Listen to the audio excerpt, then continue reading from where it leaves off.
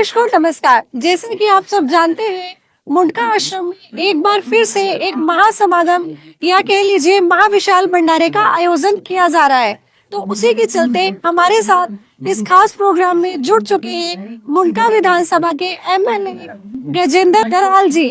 तो चलिए इनसे बात करते हैं और जानते हैं इनको यहाँ पर आकर कैसे लगा, सतलोक आश्रम मुंडका के बारे में इनके क्या विचार है और जिस संत के बारे में जो संत रामपाल जी महाराज और उनके शिष्यों के बारे में इनके क्या विचार है और उनको यहाँ पर आकर कैसा लगा। सर नमस्कार। नमस्कार। सबसे पहले तो आपका बहुत बहुत स्वागत है, आप यहाँ पर आए हमारे सतलोक आश्रम मुंडका में। तो सर सबसे पहला सवाल आपसे जानना चाहूंगी, क्योंकि आपने इस आश्रम में एंट्री की, क्या आप पहले बार आए हैं? मैं यहाँ पहली बार आया हूँ, लेकिन इससे पहले जब रेलवे लाइन से उधर था तब भी मेरा सौभाग्य हुआ है कि मैं उनका आशीर्वाद लेके गया। जी जी, आप मतलब सेकंड टाइम सतलोक आश्रम मुंडका में आए हैं। तो सर कैसा लगता है आपको संत रामपाल जी महाराज जी के शिष्यों का यहाँ पर जो व्यवहार है, आप आते हैं किस टाइप से आपको अटेंड करते हैं, क्या उनका व्यवहार रहता है आपके प्रति?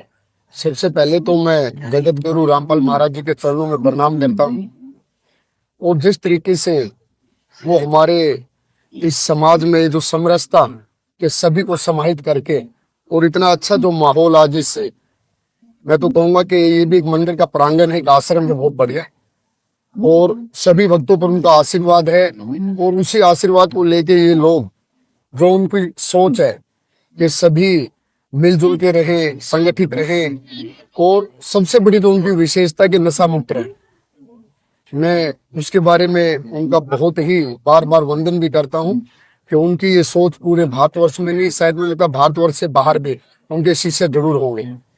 तो आज ये जो मैंने देखा इतना अच्छा और सुंदर, पहले भी मेरा सौभाग्य हुआ कि मैं पहले मुंडका नॉर्थ में जो उनका आश्रम, उसमें एक बार मैं प्रसाद ग्रहण करके गया और मैंने उनकी प्रदर्शनी वगैरह सब देखी, और जिस तरीके से बगैर किसी प्रशासनिक सहायता लिए भगतगण खुद इतनी अच्छी व्यवस्था बना के रखे हैं, तो सभी बधाई के पात्र हैं। और इसी तरीके से समरसता के साथ मेरा ये समाज आगे बढ़ता रहे और गुरु जी का सदैव आशीर्वाद हम पे सब पे बना रहे, तो इससे अच्छी कोई बात ही नहीं। सर एक और सवाल आपसे जानना चाहूंगी, जैसे संत रामपाल जी महाराज हैं, उन्होंने दहेज मुक्त भारत का अभियान है जो, उसका बीड़ा उठाया हुआ है, और आप भी एक जिम्मेवार कार्यकर्ता हैं। आपके सामने भी कई बेटियों की कुछ शिकायतें आती होंगी, बेटियों को जला दिया जाता है, यहाँ तक कि बेटियों को मार दिया जाता है। तो जो ये संत रामपाल जी महाराज ने दहेज मुक्त अभियान का जो बीड़ा चलाया, क्या आपको भी कुछ सहयोग इसमें मिल रहा है? देखिए, ये तो मेरे सनातन धर्म की बहुत अच्छी, उसके अंदर उन्होंने जो बीड़ा उठाई है, तो मेरी जो बहन बेटी है उनके लिए बहुत अच्छी, और समाज को एक मैसेज भी देना चाहिए कि बेटियां हमारी आन बान शान सब कुछ है। और जिस तरीके की हरकतें कई बार होती है तो बहुत बड़ी दुर्भाग्यपूर्ण है, ऐसी हरकतें नहीं होनी चाहिए, क्योंकि एक बेटी दूसरे घर में जब जाती है तो लक्ष्मी का रूप लेके जाती है, और उसे अगर लक्ष्मी के रूप में ही पूजा जाएगा तो मुझे लगता है कि उस घर का हर वो काम होगा, वो आगे भी बढ़ेगा, वो परिवार संगठित भी रहेगा।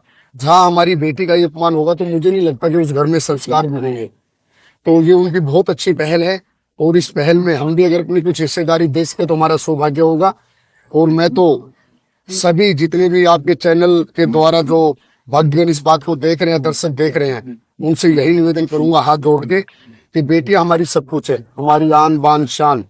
जो मैं भी किसी माँ की कोख से मैंने भी जन्म लिया है, वो भी कभी किसी की बेटी रही है, और जब किसी घर में आई होंगी तो मेरे उस परिवार का सौभाग्य के आदमी उनके संस्कार लेके और समाज हित के लिए काम कर रहा हूँ। तो मैं तो कहूंगा कि महाराज जी की बहुत अच्छी पहल है, और इस पहल पे हम सबको बढ़ चढ़ के भाग लेना चाहिए, हिस्सा लेना चाहिए, और उसके अंदर अपनी जिम्मेवारी निभानी चाहिए।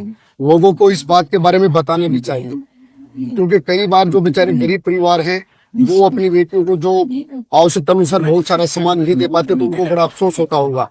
लेकिन मैं कहता हूँ कि सामने वाले पक्ष को सोचना चाहिए कि आपको उन्होंने बेटी दे दी, आपकी कई पीढ़ियों के वंश के लिए उन्होंने अपनी लक्ष्मी को आपको सौंप दिया, तो उससे बड़ा कोई दहेज नहीं। तो ये गुरु जी की बहुत अच्छी पहल है, और उसमें हमारी भी कुछ भागीदारी हो सके, ये हमारा सौभाग्य होगा। सर एक आखिरी सवाल और जानना चाहूंगी आपसे, जो संत रामपाल जी महाराज हैं उनका ज्ञान बिल्कुल हटके है। जैसे आप सेकंड टाइम आश्रम में आए हैं, कबीर जी को भगवान बताते हैं वो, काफी उनकी इस टाइप से मतलब बातें सामने आती हैं कि लोग मानते हैं कि कबीर जी एक कवि था और संत रामपाल जी महाराज जी कबीर जी को भगवान बता रहे हैं। यहाँ तक कि उन्होंने अपने सदग्रंथों में भी इस बात को प्रूफ कर दिया है।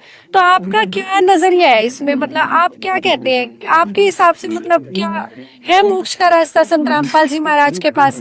सनातन धर्म को फॉलो कर रहे हैं संत रामपाल जी महाराज? देखिए, ये जो मैं आज इस आश्रम में जो माहौल देख रहा हूँ कि सभी जो एक समरसता के साथ, कि किसी के साथ बगैर भेदभाव किए, जी जी हर जाति से यहाँ पे भक्त जी, है, तो जी। यहाँ जाति नहीं, बिल्कुल। यहाँ भक्त की भावना को देखे जा रहा है। और मुझे बड़ी खुशी होती है क्योंकि मैं एक दो बार हिमाचल में गया हूँ। मेरा हिमाचल में एक होटल है जी जी और वहाँ पे रामपाल भक्त जी के बहुत सारे शिष्य हैं। जी जी चहल में, शिमला से पहले, कुफरी से पहले चहल एक कस्बा है बहुत बड़ा।